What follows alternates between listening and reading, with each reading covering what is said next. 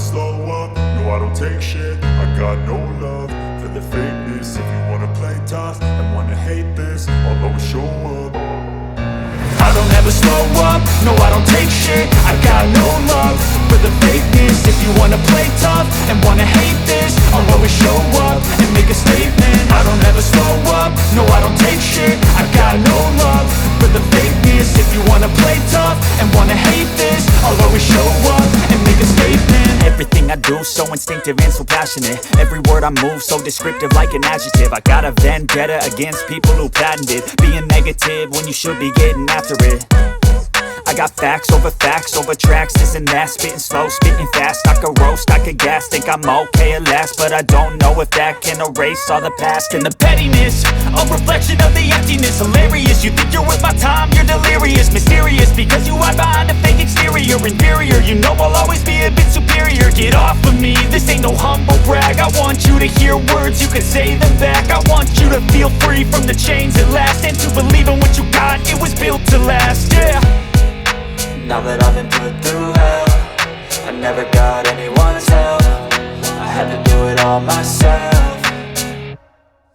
I don't ever slow up, no I don't take shit. I got no love for the fakeness. If you wanna play tough and wanna hate this, I'll always show up and make a statement. I don't ever slow up, no I don't take shit. I got no love for the fakeness. If you wanna play tough and wanna hate this, I'll always show up and make a statement. Gonna learn the consequence of being incompetent. Mental health is confidence, dreams and some honestness. I'm not here to save the day, that's for you to take away. I could play a million mind games, but instead I say something not illogical, something that is topical. Rub it on and watch it go, make yourself unstoppable. Dreams are irresponsible. Nung nakaraan mga dude, ito yung ating na-vlog. So for today's vlog, ito naman yung ating i-review ngayong araw. Kung mahilig ka sa mga retro classic bike, isa na siguro ang Benelli sa talagang mapagkakatiwalaang brand sa mga motor. Dahil pagdating sa mga classic bike, talagang nag-stand out at talaga namang head turner sa daan, ika nga ng karamihan. Nandito sa ating harapan ang Benelli Imperiale 400. Ating himayin lahat-lahat kung anong meron sa motor na to. So unahin natin sa kanyang specs. Pero bago ang lahat, kung bago ka lang napadpad dito sa ating channel, huwag kalimutang mag-like, mag-subscribe at then hit nyo na rin yung notification bell para maging updated kayo sa mga susunod pa nating mga video. So unahin natin ang kanyang specs. Ito ay may 374cc to be exact, 400cc sa rehistro ng motor kaya expressway legal. Single cylinder, 4-stroke, single overhead cam, 4 valves, FI na siya, 5-speed manual transmission. Ang kanyang compression ratio ay 8.5:1. Ang kanyang bore and stroke naman ay 72.7 by 90mm.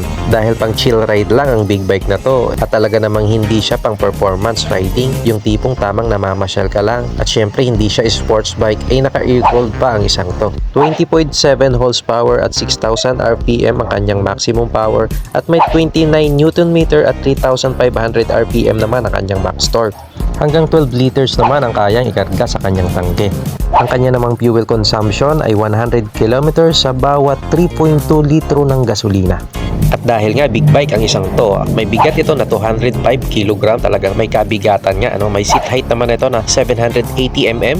So sa height natin na 5'6", talagang abot na abot natin to. May ground clearance naman ito na 165 mm. Okay na okay to dahil maraming humps dito sa Pilipinas.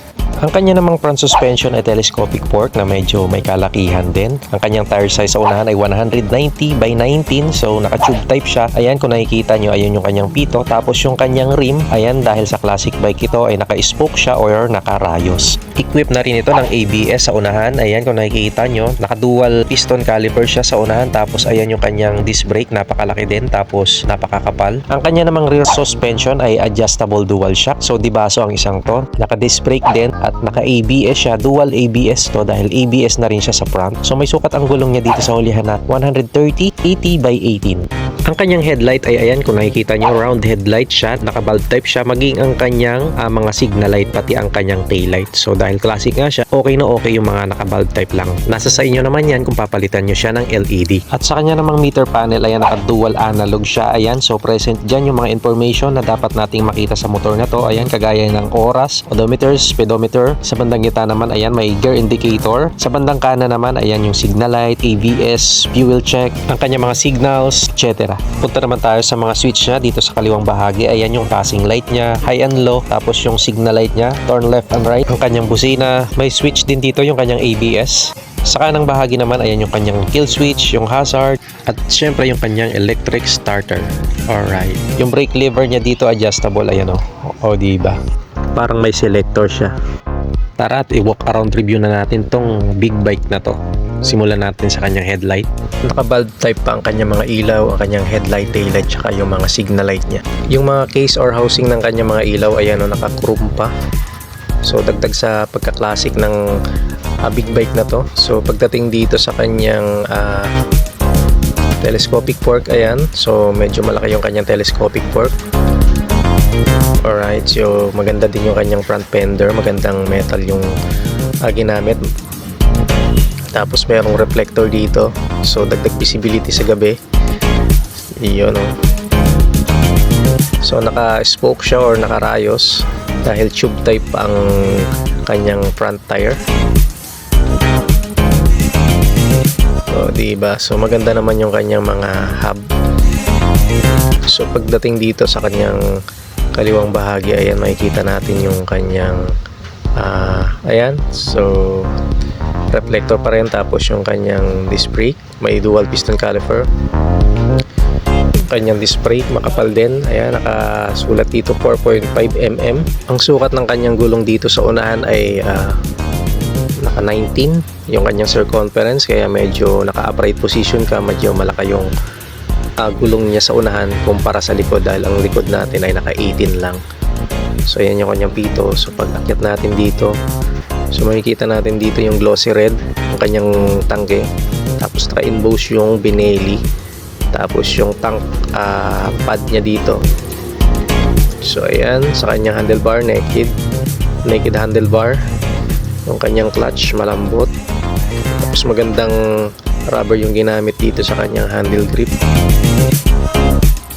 May bar end din, so goods na goods yan. Ayan. Tapos dito nakasulat Benelli, yung kanyang mga switches. So ayan, present yung passing light. Alright, so high beam, low beam, turn signals, tapos yung busina niya. Tapos dito, ayan yung switch ng kanyang ABS. Then dito, ayan yung kanyang susi, kanyang ignition switch. Alright, tapos yung kanyang dual analog. Ayan. So andyan yung mga information na makikita natin sa motor na to. Ayan, Benelli dito sa may gitna. Tapos dito sa kanan, ayan, so maganda din yung ayan yung kill switch nya, may Benelli pa rin dito, yung hazard light, tapos yung electric starter. Alright, tapos yung kanyang brake lever dito, ayan, so parang ayan o, parang may selector siya, so adjustable siya. So ayan, so wala pa lang kickstart tong motor na to, ayan. Alright, so pagbaba dito sa tangke, ayan, 12 liters yung kayang i-karga dito sa motor na to. Ayan, Imperiali 400 nakasulat dito, so walang masyadong decals. Tapos dito sa may gilid niya, ayan, naka-emboss. So before kasi hindi siya naka-emboss, parang decals lang, ito naka-emboss siya. So Benelli, diba, premium na premium yung datingan niya. So bumagay doon sa glossy na red. Tapos yung tank pad niya dito, so may Benelli pa rin.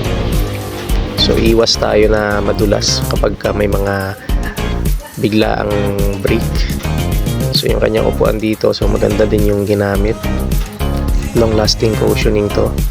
Yung mga stitches niya dito, tapos naka split type yung upuan niya. Ayan, so bukod sa mga komportable, may spring pa yung ilalim ng upuan ng rider, kaya napaka-komportable niya upuan. So ayan o, maganda yung bounce na ito.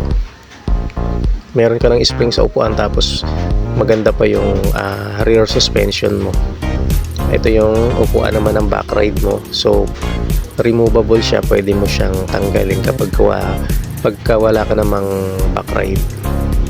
So yung mga ano niya, grab bar, so pwedeng ilagyan ng saddlebag yung Ayan yung gilid.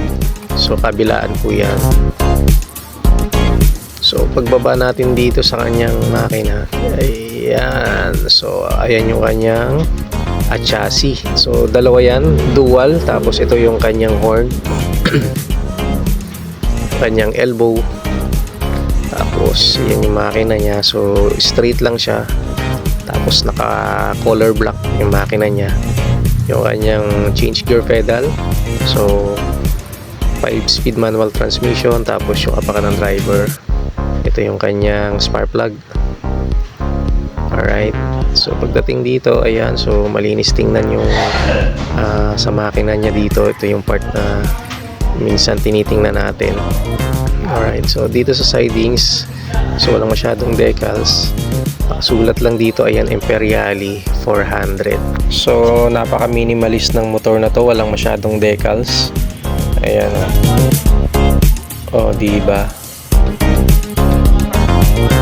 Pagdating dito, ayan yung apakan ng back ride natin.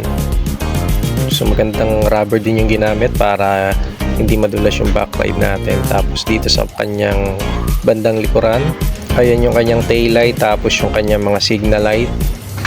Alright, so likuran pa lang alam mo ng classic bike kasi sa kanyang mga sa pormahan ng kanyang rear fender. So makikita mo, ayan, lalagyan ng plaka, reflector, plate light, signal light. Yung fender niya dito, ayan, glossy, so mahaba papunta dito. Tapos ayan yung grab bar niya. Yung sukat ng gulong sa likuran, ayan, malapad, 180 by 18. So naka disc brake na rin, ABS na rin to sa likuran. Ayan, oh. Tapos yung kanyang dual shock, ayan, present. Dibaso siya, o diba? Naka single pot caliper. Yung kanyang muffler, ayan, stainless, napakahaba. Ang ganda ng style ng kanyang muffler. So talagang classic na classic. Ayan yung heat guard niya. Tapos yung, ayan, apakan pa rin ang back ride natin dito. Ayan, tapos dito, ayan, Imperiali 400 pa rin. Yung susian. Ayan, tapos yung makina niya dito, yung apakan ng rider, ayan, may Benelli dito. Tapos dito sa baba meron pa rin Benelli, ayan, oh. Tapos yung brake pedal niya, ayan, so malambot din apakan. At syempre mga dude, hindi naman matatapos yung video na to na hindi natin sinusukat yung seat height ng motor na to. So ang height natin ay 5'6". So masasabi kong pasok pa rin dito yung may mga height na 5'4" hanggang yun nga 5'6", kasi ayan, kung nakikita nyo, so abot na abot pa naman natin. Yung dalawang paa natin, ayan, nakalapat pa naman. So goods na goods yan, o diba?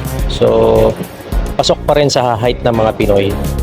So ang SRP ng motor na to ay 238,000. So maglalagay na lang ako ng contact person dito sa ibaba para maitanong nyo kung magkano yung down payment at kung magkano yung monthly amortization. So that's it for today's vlog mga dude. So kung umabot ka hanggang sa huling bahagi ng ating video, baka naman pwedeng paki-like, paki-subscribe, and then hit na rin yung notification bell para maging updated kayo sa mga susunod pa nating mga video.